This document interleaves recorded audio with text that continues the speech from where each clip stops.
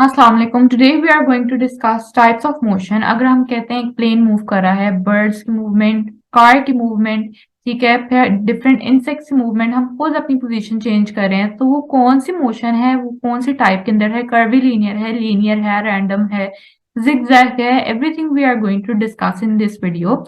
So coming upon the types of motion, we are having different forms. First one is translatory motion, change in position of a body as whole. अब इसके अंदर change आ रहा है body में, उसकी position में as a whole, ठीक है, कोई उसके पार्ट में नहीं आ रहा बल्कि उस पूरी बॉडी के अंदर कोई चेंज आ रहा है. द लाइन और path of motion could be straight, curve और रैंडम. अब इसके अंदर हमारे डिफरेंट आगे और टाइप्स आ गए हैं और फॉर्म्स आ गए हैं, या तो स्ट्रेट होगा या कर्व होगा या रैंडम होगा, ठीक है. अब इसके हम एग्जांपल लेते हैं, तो that is motion of a ball, car या फ्लाइंग बर्ड्स और एयरप्लेन्स. अब हमारे पास बॉल एज अ होल कहीं से मूव करता है, या उसका कोई पार्ट तो नहीं हमारे पास मूव कर रहा होता. कार है तो वो पूरा ऑब्जेक्ट हमारे पास एक जगह से दूसरी जगह अपनी जो है पोजीशन, मोशन चेंज कर रहा होता है. ये बर्ड्स हैं, बर्ड्स का कोई विंग या कोई लेग, कोई एक पार्ट नहीं बल्कि एज अ होल वो बॉडी मूव कर रही होती है. और एयरप्लेन का भी सेम यही तरीका होता है. तो ये हम सारा आगे इसकी फर्दर टाइप्स हम डिस्कस करते हैं. तो इसके अंदर ठीक है, डिफरेंट चेंज आ रहे हैं, रोटेशन नहीं हो रही बल्कि पोजीशन में चेंज हो रहा है. The next we are having rotatory motion, that is the rotation of a object around fix rotational axis. जैसे हम ये कहते हैं फिंगर जो हमारी है axis, that is the axis. अब इसके नीचे that is suppose a string और इसके हमने नीचे एक स्टोन अटैच किया हुआ है, तो मैं उसको जब रोटेट करूंगी तो एक फिक्स पॉइंट से बेसिकली उसकी मूवमेंट होगी, ठीक है. तो वो हमारे पास रोटेटरी मोशन आ जाएगा.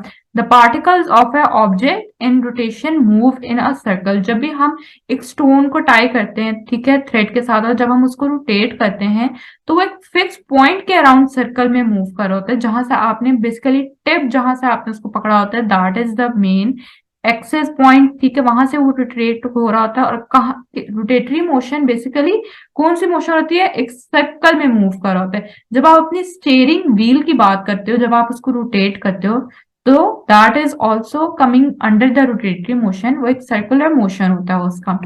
इसकी example motion of a helicopter, rotors, blades of fans. अब जो हेलीकॉप्टर के फैंस बेसिकली रोटेट हो रहे होते हैं, वो एक फिक्स एक्सिस के अराउंड जो होता है वो रोटेट करते हैं. या ब्लेड, आप अपने फैन, रूम के फैन को देख लो, ठीक है, उसके जो 3 आगे बेसिकली फैंस हैं वो एक जगह से अटैच हुए हैं, ठीक है. तो that is the rotatory motion, और वो सर्कल के अंदर उसकी मूवमेंट होती है. Next we are having vibratory motion, the to and fro motion of an object about its main position. अब इसके अंदर स्विंग के एग्जांपल हमारे पास सामने आपको पिक्चर में नजर आ रहा है. स्विंग जो हम लेते हैं वो या तो यूं और यूं यूं करके मूव कर रहे होते हैं. So that is basically the vibratory motion, के वो आगे भी जा रहा होता है और पीछे की तरफ भी आ रहा होता है. Motion of swing, strings of guitar की अगर आप बात करो, जब आप उसको अपनी फिंगर से मूव करते हो, ठीक है, या कोई भी आप बीट बजाते हो, तो वो स्ट्रिंग आगे की तरफ मूव करती है और फिर पीछे की तरफ आती है और फिर एक साउंड प्रोड्यूस हो रहा होता है. That is vibratory motion. Going forward, अब इसके अंदर हमारे पास ट्रांसलेटरी मोशन, ठीक है, जो कि हमने बात किया था, या curve, random, linear, as a whole body जो मूव कर रही थी. उसकी आगे जो फर्दर टाइप्स हैं, first we are having rectilinear motion, that is the straight line motion.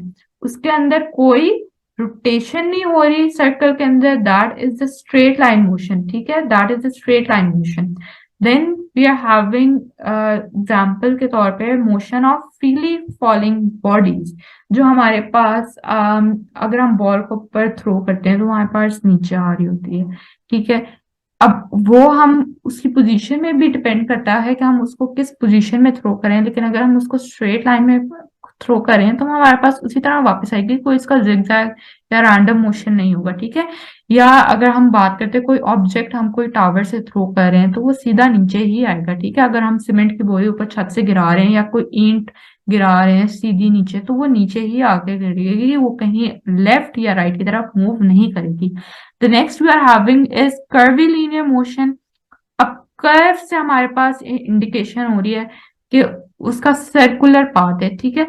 Circular और curve path motion, that is the motion of cars around the turn. अब इसके अंदर हमारे पास जो अभी रोटेटरी मोशन का था, उसमें क्या था कि एक्सिस के अराउंड हो रहा था सारा कुछ, और कर्वीलिनियर के अंदर क्या है कि सर्कुलर पाथ, दोनों के अंदर हमारे पास एक सेम टर्म आ रही है, that is the circular path.